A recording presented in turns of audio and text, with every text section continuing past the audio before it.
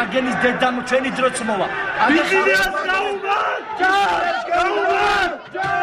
ეს კადრები 2012 წელს არის გადაღებული, მას შემდეგ რაც ცნობილი ციხის ჩანაწერების შემდგომ გლდანის ციხეში მედია შეუშვეს. მაშინ მომზადებულ ამ მეცხრე არხის სიუჟეტში მე რატომღაც სწორედ ეს მომენტი დამამახსოვრდა. მიუხედავად იმისა, რომ მძიმე კადრების შემდგომ ბუნებრივია ყველა პატიმრების სოლიდარული ვიყავით, დანაშაულის გამო სასჯელ-მიჯელ ადამიანის მიერ შეძახილი ჩვენი დროც მოვა და ბიძინა ცოტა ცუდად მენიშნა. მე არ ვიცი კონკრეტულად ეს ადამიანი რა დანაშაულის გამო იხდიდა სასჯელს, თუმცა დღეს დანამდვილებით შეგვიძლია ვთქვათ, რომ ქვეყანაში ნამდვილად კრიმინალების დრო დადგა და არა მარტო კრიმინალების.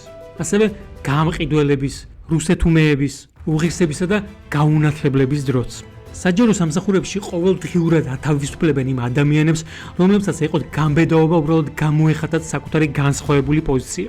მათ ადგილას კი ინიშნებიან მონები, რომლებიც მზად არიან შეასრულონ ხელმძღვანელის ნებისმიერი დავალება.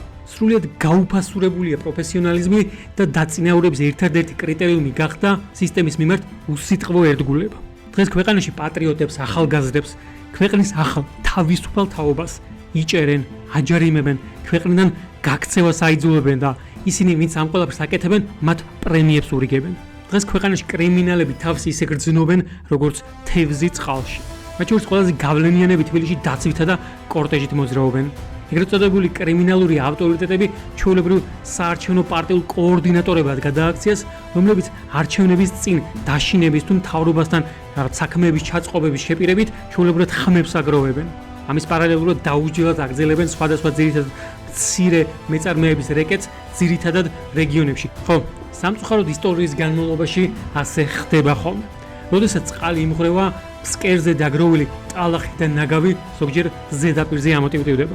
თუმცა ადრე თუ გიან წყალი ყოველთვის მშვიდდება და ყველაფერი თავის ადგილზე დგება.